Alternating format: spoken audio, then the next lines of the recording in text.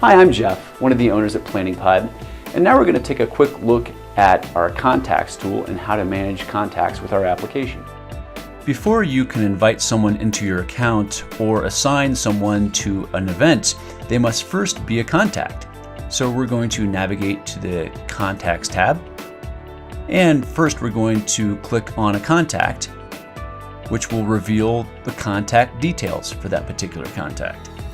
And here you can view all the information related to that contact.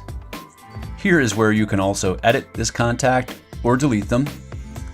And while we're here, you can also sort or search through contacts, first of all by just typing the name of the person or the company into this field. And here you can also sort by last name or by company. You can also make changes to one or more contacts at a time simply by clicking on the checkbox next to one or more contacts. It opens up an Actions menu, and here you can delete those contacts in bulk, move them to a group, set or remove a vendor flag, or set or remove a client or lead flag. And for these particular contacts, we're going to flag them as vendors in our system. And once we've done this, you will see that they have been tagged as a vendor here, and they've also been added to the vendor contact group. And if you flag a contact as a lead or as a client, they will also be tagged. To add an individual contact, simply click on the Add Contact button here in the right-hand corner. Before we do that, we're going to click on the drop-down menu, and we're going to add a few new contact groups. Contact groups are the groups that you see here in the top left-hand column, and they are duplicated here. When you click on the radio button, you can set a contact group as a default, so it's the group that you will see when you first open your contacts. We're going to click on that button there and add 2 new contact groups. And you can assign contacts to any of these groups. And once we hit the Save button, you will see in this left-hand column our 2 new groups have been added.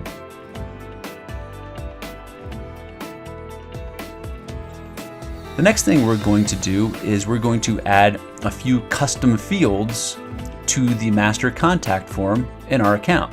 We do this by clicking on the Manage Custom Fields link here. And these fields will be added again to the master contact form. And we're going to add a client number field as well as a birth date field because we would like to save the birthday dates of all of our contacts.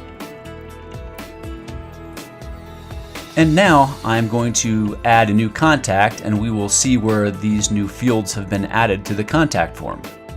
So we're going to click on the Add Contact button. And first I am going to start just by adding this contact's first and last name.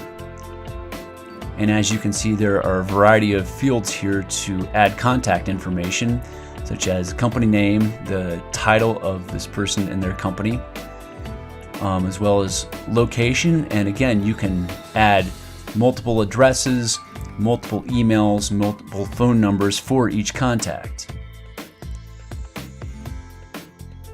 And I would encourage you to add at least 1 current email address per contact, mainly because we do send out email or system alerts from our application.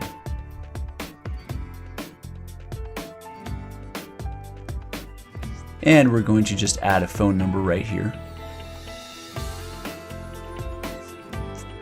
And here are the custom fields that we added a few moments ago. So I'm going to add information there.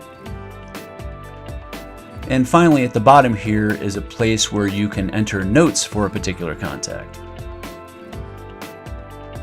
Let's scroll back up to the top where there are additional settings for this contact.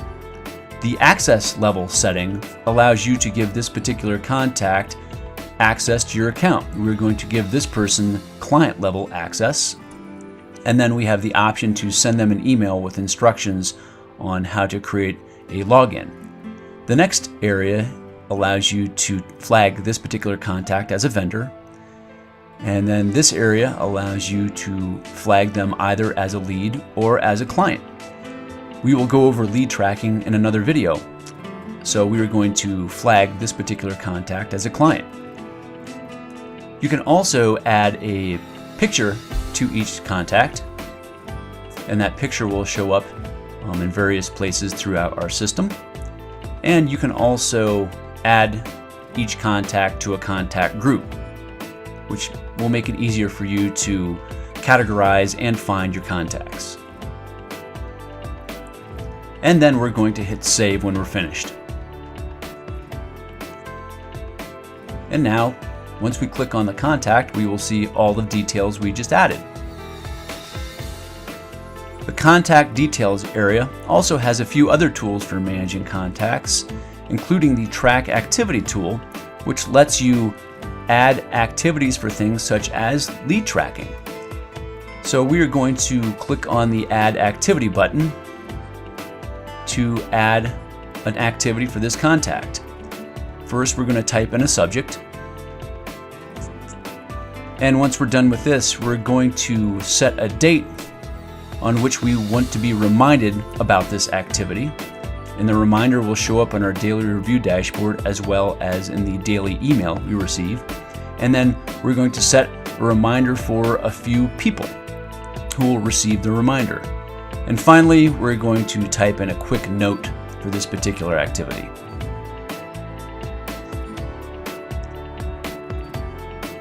And once we're finished, we're just going to hit the save button. And now here you can see that contact activity with the reminder date and the people who will be reminded. And you can always go back and edit or delete this contact activity.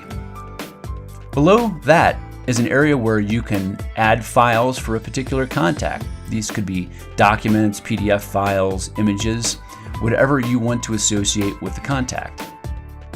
We're going to click on the Add Files button to our uploader here, and you can upload 10 files at a time. We're going to upload 3 files right now.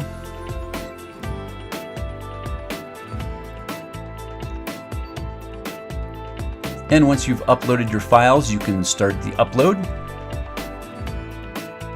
And this may take a few minutes based on how large the files are.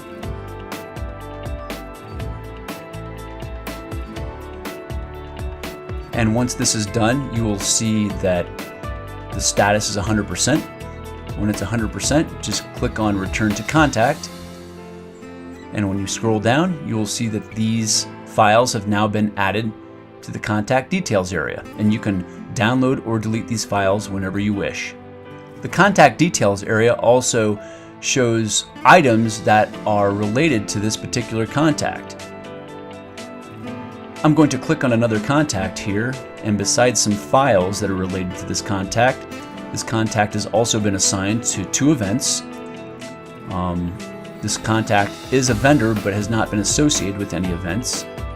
This contact has signed a contract, and we have also created a few proposals and invoices related to this contact.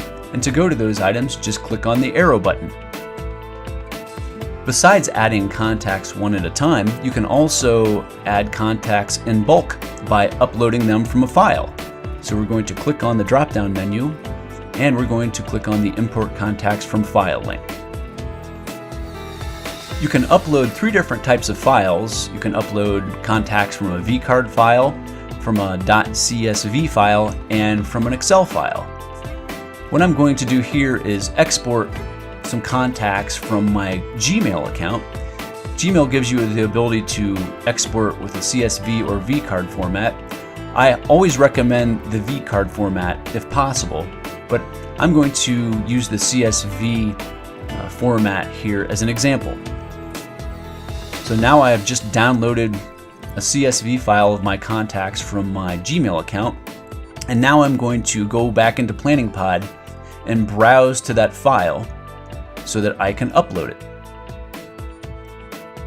And here that file is here, contacts.csv. When you're importing a CSV or an Excel file, you will see this mapping page where you can basically map the columns from your file to our database.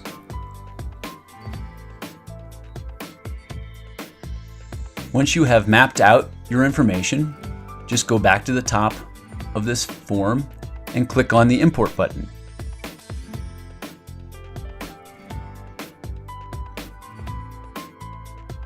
And our system will tell you when your contacts have been imported. And now when we scroll down, we will see a few of the contacts we have just added, like right here, and here, and here. Now let's look at some of the other features that remain in the contacts area. We're going to click on the drop-down tool. And here you can also manage the sales pipeline and referral source information that has to do with lead tracking, which we will cover in another video. You can also import your contacts from Facebook, and you can always export your contacts from PlanningPod into a CSV file. Well, thanks for your time, and please let us know if you have any additional questions.